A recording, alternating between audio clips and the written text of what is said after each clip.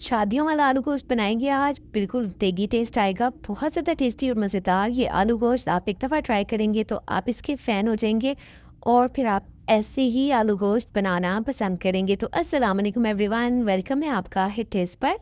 चलिए मज़ेदार सा आलू गोश्त बनाते हैं और ये बहुत ही खुशबूदार है, बहुत ही जायकेदार है, बहुत ही उम्दा बनता है। बस आपने रेसिपी को फुल वॉच करना है, कहीं से कोई पॉइंट मिस नहीं करना। तो बिस्मिल्लाहिर्रहमानिर्रहीम। देखिए, सबसे पहले मैंने प्रेशर कुकर ले लिया, इसमें 1 प्याली ऑयल डाला है। मेरे पास है 1.5 किलो गोश्त और ये पुट का गोश्त है, थोड़ी सी इसमें दस्ती का गोश्त शामिल है। तो जब भी आप आलू गोश्त बनाएं तो कोशिश करें कि पुट का गोश्त लें, बहुत हेल्दी होता है। और ख़ास तौर से जिन लोगों को जोड़ों वगैरह में दर्द है उनके लिए तो इसकी जो यखनी है ना, वो बहुत ही ज़्यादा कारआमद है और आलू गोश्त का टेस्ट बहुत ही शानदार निकल के आएगा। एक दफ़ा आपने लाजमी से इस तरह आलू गोश्त बना के देखना है।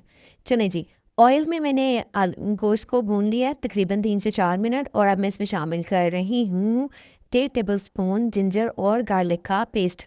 अच्छा, अब हमने इस पेस्ट के साथ गोश्त को अगेन भून लेना है। आप देखेंगे कि गोश्त जो है वो पहले पानी छोड़ेगा अपना, लेकिन जैसे जैसे हम इसकी बुनाई करते जाएंगे गोश्त का कलर भी चेंज हो जाएगा और इसका पानी सारा ड्राई हो जाएगा।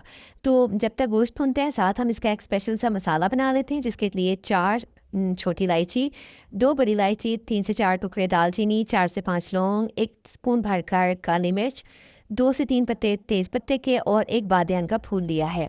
सारे मसाले को आपने ग्राइंडर जार में डालना है और इसको बारीक पीस लेना है। दूसरी तरफ देखें, गोश्त जो है वो अच्छा सा भुन चुका है। अगर आपको कैमरे में नज़र आ रहा हो तो इसने ऑयल छोड़ दिया है।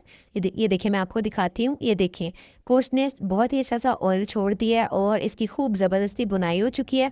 तो अब मैं इसमें शामिल कर रही हूँ जो हमने अभी ताज़ा ताज़ा मसाला पीसा है ना, स्पेशल आलू गोश्त का ये मसाला इसमें शामिल कर देंगे।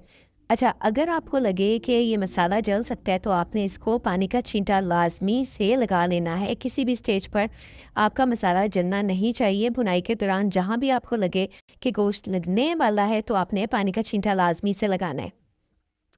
तो अब हम इसके बाकी के स्पाइसेस डाल लेते हैं, जिसके लिए मैंने 1 टेबल स्पून नमक, 1 टेबल स्पून लाल मिर्च का पाउडर, 1 स्पून ही दरा मिर्च ली है, 1 स्पून भरकर ज़ीरा पाउडर, 1 टेबल स्पून भरकर धनिया पाउडर और हाफ़ टी स्पून हल्दी ले ली है।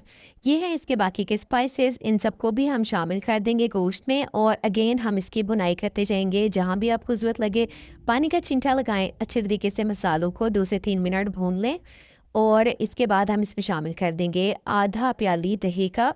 दही को अच्छी से फेंट लें। दही शामिल करते वक्त हमेशा फ्लेम को लो कर दिया करें ताकि दही की फुटकी ना बने। और इसके बाद जब दही अच्छे से मिक्स हो जाए तो फिर आप दोबारा से फ्लेम को ऑन कर सकते हैं। दही भुनने के बाद मैंने ले लिया है प्याज का पेस्ट। तो बेसिकली आपने क्या करना है कि 2 अदद प्याज को ब्राउन कर लेना है और फिर इस ब्राउन प्याज का आपने पेस्ट बना लेना है। आप चाहें तो इसको सिलबट्टे पे पीस के शामिल कर दें या इस तरह ग्राइंडर में इसका पेस्ट बना के शामिल कर दें। अच्छा जी, अब गोश्त अच्छे से भुन चुका था। प्याज शामिल करके भी मैंने इसको 3-4 मिनट भून लिया था और अब मैंने इस पर शामिल कर दिया 2 गिलास पानी, जिसमें गोश्त अच्छे से गल जाए। विसल स्टार्ट होने के बाद मैंने 12 मिनट इसको कुक किया था और अभी जो गोश्त है इसमें थोड़ी कसर है, बाकी का हम इसको आलू के साथ पकाएंगे। तो अभी गोश्त में मैंने आलू भी साथ ही शामिल कर दिए हैं ताकि हम इसको एक दफ़ा फिर से भून लेंगे आलू के साथ ही। अब गोश्त जो है वो तकरीबन 90% तक गल चुका है, आलू भी थोड़े भुन चुके हैं। तो अब हम इसमें शामिल कर देंगे पानी। जितनी आपने ग्रेवी रखनी है ना उतना पानी शामिल कर दें। तो मैंने 2 से ढाई गिलास पानी शामिल किया है, जिसमें से थोड़ा सा तो कुकिंग हो जाएगी अब, क्योंकि हम इसको एक दफ़ा फिर से वेट लगा देंगे। और विसल स्टार्ट होने के बाद ना मैंने 5 मिनट इसको कुक कर लिया था। तो आलू का कुकिंग टाइम भी 5 मिनट ही होता है, बाकी का गोश्त भी गल चुका था। अच्छा सा हमारा आलू गोश्त तैयार है। बस आखिर में आपने इसमें कुछ हरा मसाला डाल देना है। साबुत हरी मिर्चें लाजमी से डालिएगा, धनिया, जुलियन कटी अदरक और थोड़ी कटी हुई हरी मिर्चें अगर आपको अच्छी लगें तो आप डाल सकते हैं।